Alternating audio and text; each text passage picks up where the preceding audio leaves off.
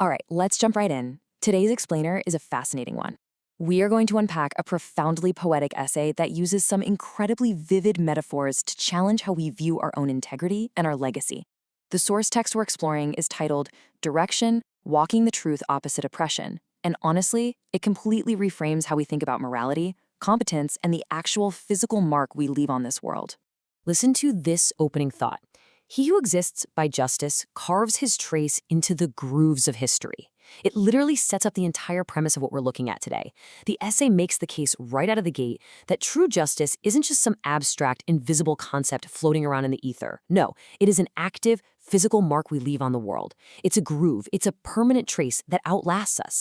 So before we really get into the weeds of these deep metaphors, I want you to ask yourself a pretty heavy question. What kind of trace are you leaving behind? Are your daily actions, your work, your relationships, are they leaving a lasting, unshakable mark? Or are they just kind of fading away the second you step out of the room? Keep that in the back of your mind as we go through this.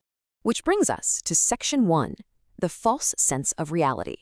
The author warns us about something we see in society all the time.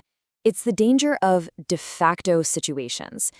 Just because a massive group of people commit a wrong, or maybe an illegality just goes on for so long that it becomes a normalized de facto situation, well, that absolutely does not make it the truth.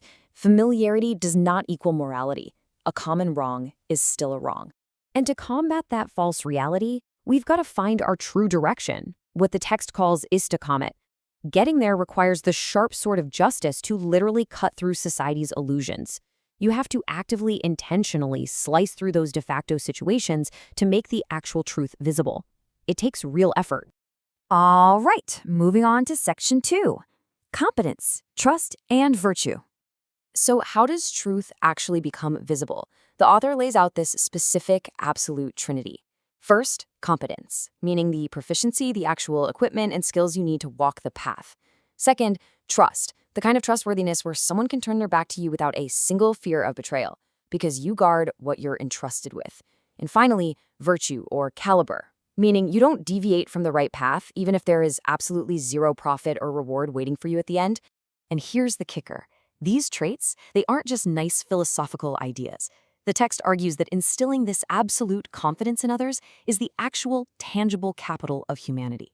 When your confidence makes people say, if they did it, it's done right, and your trustworthiness makes them say, if they said it, it's true, wow, that is infinitely more valuable than any accumulated wealth or fancy titles. It's the real currency of a meaningful life.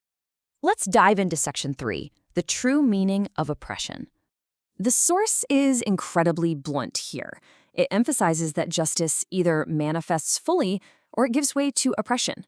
There's no average injustice. In fact, the text states that being somewhat just is literally as impossible as being somewhat pregnant. It's binary, right? You're either upholding justice or you're letting oppression take root. There is zero middle ground.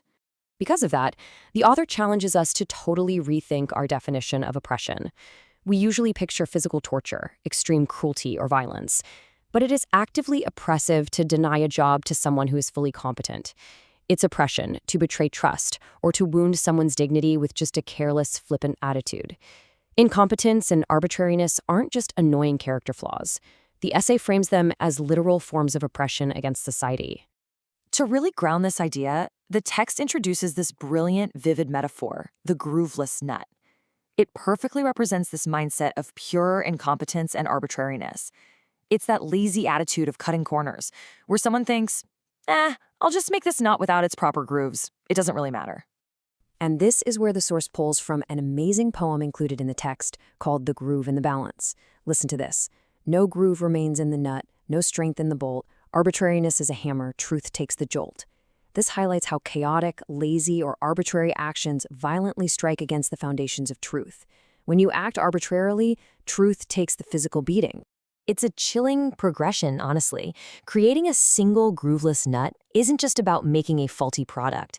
The essay argues that the person who makes that grooveless nut bears the moral responsibility, the actual oppression for the accidents, the collapsed buildings, and the lives lost wherever that faulty product is used. Your incompetence literally ripples out and becomes someone else's tragedy. This naturally leads us into Section 4, the jellyfish versus the groove. We're basically faced with two totally different ways to exist in the world. On one hand, you have the jellyfish, those who chase that lazy, I did it, so it's done logic. They might seem to win in the short term, but they just drift through a spineless, hollow current. Their only concern is to consume, and eventually they just disappear into the dark waters of history without a trace. But on the other hand, the true human leaves an unshakable, grooved legacy. They build real capital through trust and competence, keeping an eternal vigil over truth. So how do you actually achieve that grooved legacy? Well, you have to possess what the poem calls vakar. It translates to a profound, deep dignity.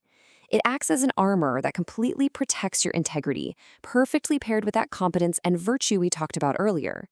It's the exact quality that allows someone to unite with trust and keep their eternal vigil, totally refusing to be swept away by that spineless current. Let's wrap things up with Section 5, Carving Your Eternal Trace. The poem doesn't pull any punches here. It delivers a severe warning. If the balance shifts a grain, the world shall not stay. Oppression is a black hole where justice fades away. A single grain of shifting balance, a single compromise of your integrity, threatens the whole structure. Oppression is visualized here as a massive black hole that just completely consumes justice once it's allowed to form.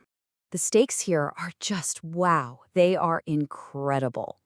All things in their rightful place, the world turns in grace. Even matter weeps when the balance leaves its place.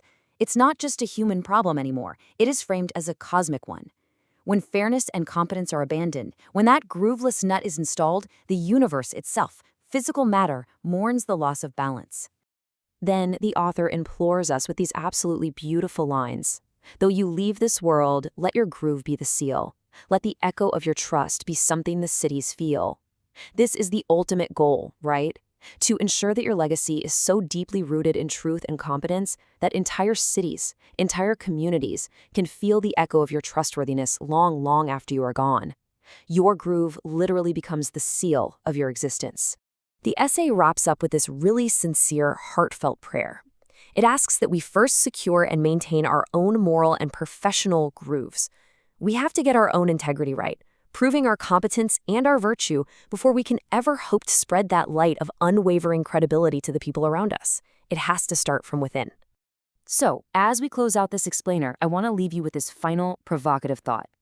Think about the trace you are carving into history right now. Are you cutting corners, or are you forging true capital? Because when the pressure mounts and the balance inevitably shifts, your groove is literally the only thing standing between justice and the black hole of oppression. Will your groove hold the weight? Thanks for exploring this amazing essay with me today.